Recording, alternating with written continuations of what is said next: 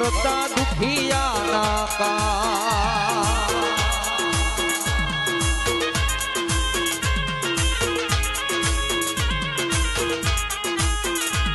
એ સુંદરિયાણા ગામે રજવાડો થાપ્યો આવું બાપજી જો ને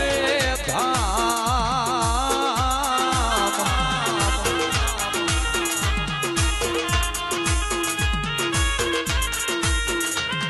એ દુખિયા આવે દાદાને શરણે હસતા હસતા જા